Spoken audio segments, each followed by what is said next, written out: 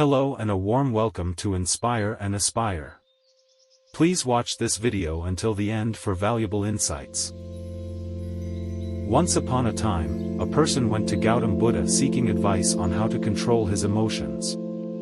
The person was struggling with anger and frustration, and he was looking for a way to manage his emotions better. Buddha smiled and asked him to sit down. He said, "I will tell you two stories.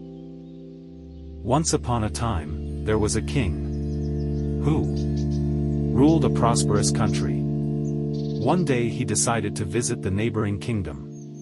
He had heard that the king of that kingdom was famous for his wisdom. When the king arrived, he was greeted with honor and reverence by his neighboring king. The king of the neighboring kingdom had prepared a grand feast in his honor.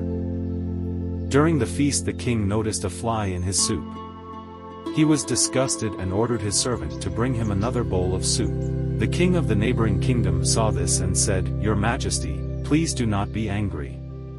It was just a small fly, it does not matter." The king replied, "I cannot tolerate such things. Even a small fly can ruin my mood." The king of the neighboring kingdom smiled and said, "Your Majesty, allow me to give you a piece of advice. It is not the fly that ruined your mood but your reaction to it. You have the power to control your emotions. Do not let them control you." The king realized the wisdom in these words and returned to his kingdom.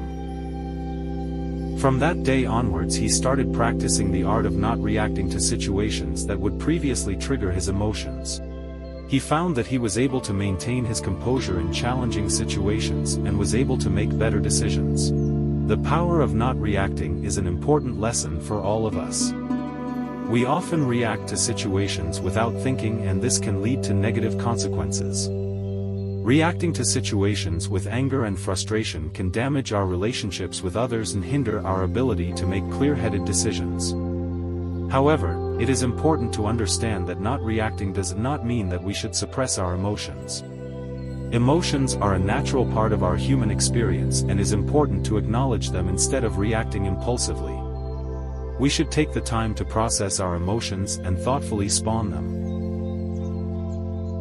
In another part of the world, there lived a young man named Ronson.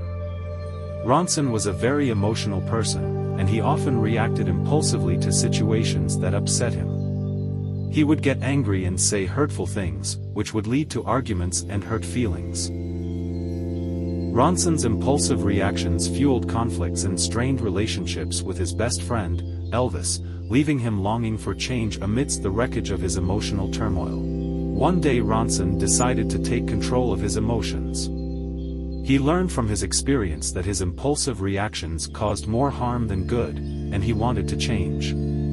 He started practicing mindfulness and meditation, which helped him become more aware of his thoughts and emotions. He also started practicing the art of not reacting.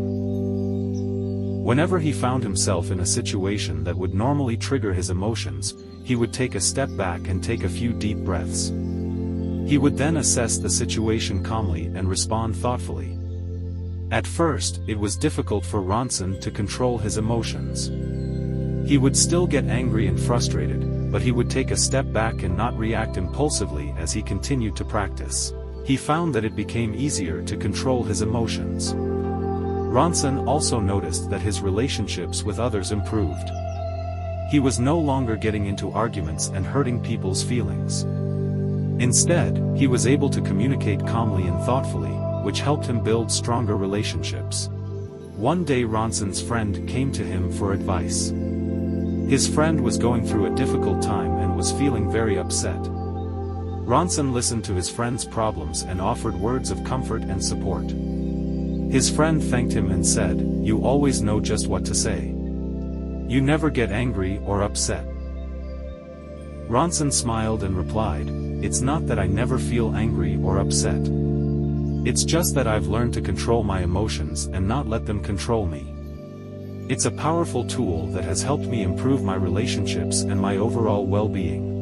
Ronson's friend was impressed and asked him how he learned to control his emotions. Ronson shared his experience with mindfulness and the power of not reacting. He encouraged his friend to try it out for himself, and his friend was grateful for the advice. Over time, Ronson became known for his calm and thoughtful demeanor. He was able to handle difficult situations with ease, and people admired him for his strength and resilience.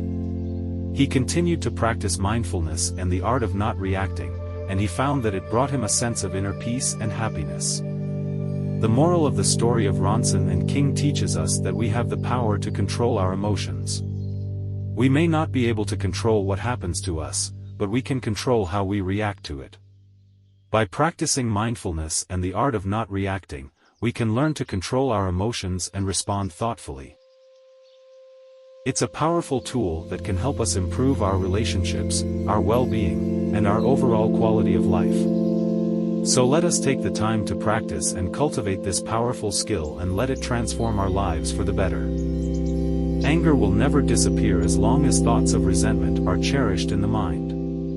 Anger will disappear just as soon as thoughts of resentment are forgotten. He who holds back rising anger, like a rolling chariot, hears my call a real driver. Other people are but holding the reins. Holding on to anger is like drinking poison and expecting the other person to die.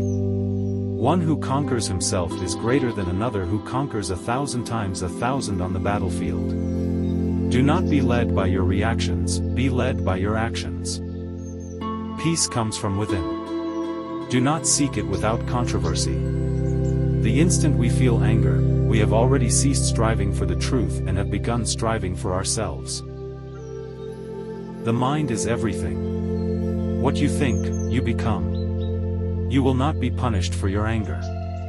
You will be punished by your anger. The root of suffering is attachment. If you want others to be happy, practice compassion. If you want to be happy, practice compassion. Letting go gives us freedom, and freedom is the only condition for happiness. If in our heart, we still cling to anything, anger, anxiety, or possessions, we cannot be free. Better than 1,000 hollow words is one word that brings peace. All that we are is the result of what we have thought. Respond, don't react. Respond with reason, not emotion. In the end, only 3 things matter: how much you loved, how gently you lived, and how gracefully you let go of things not meant for you. He who experiences the unity of life sees his self in all beings and all beings in his self and looks at everything with an impartial eye. Happiness never decreases by being shared. We are shaped by our thoughts. We become what we think. Do not dwell in the past. Do not dream of the future. Concentrate the mind on the present moment. 3 things cannot be long hidden: the sun, the moon, and the truth. The only way to find true happiness is to let go of your attachment to things and people. The mind is everything. What you think, you become. It is a man's mind, not his enemy or foe, that lures him into evil ways. An idea that is developed and put into action is more important than an idea that exists only as an idea. There is no fire like passion. There is no shark like hatred. There is no snare like folly. There is no torrent like greed. What we think, we become. All that we are arises with our thoughts. With our thoughts, we make the world. If you want to fly, you have to give up what weighs you down. If you want to change the world, change yourself first. Happiness is not something ready-made. It comes from your actions. The trouble is, you think you have time. The mind is like water. When it's turbulent, it's difficult to see. When it's calm, everything becomes clear. The tone is like a sharp knife. It heals without drawing blood. Do not seek to follow in the footsteps of the wise. Seek what they sought. Purity or impurity depends on oneself. No one can purify another. Let us rise and be thankful. If we didn't learn a lot today, at least we learned a little. And if we didn't learn a little, at least we didn't get sick. And if we got sick, at least we didn't die. So let us all be thankful. The only real failure in life is not to be true to the best one knows. The past is already gone. The future is not yet here. There's only one moment for you to live. To be idle is a short road to death, and to be diligent is a way of life. Foolish people are idle. Wise people are diligent. Hatred does not cease by hatred, but only by love. This is the eternal rule. Whatever a monk keeps pursuing with his thinking and pondering becomes the inclination of his awareness. Do not dwell in the past. Do not dream of the future. Concentrate the mind on the present moment. The mind is everything. What you think, you become. Do not look for a century Ananyan except yourself. The only way to do great work is to love what you do. If you haven't found it yet, keep looking. Don't settle as with all matters of the heart. You'll know when you find it. The greatest glory in living lies not in their falling, but in rising. Every time we fall, no one saves us but ourselves. No one can. And no one may. We ourselves must walk the path foreign. Thank you for tuning in this video. If you enjoy it, we would greatly appreciate your support by sharing, liking, and subscribing.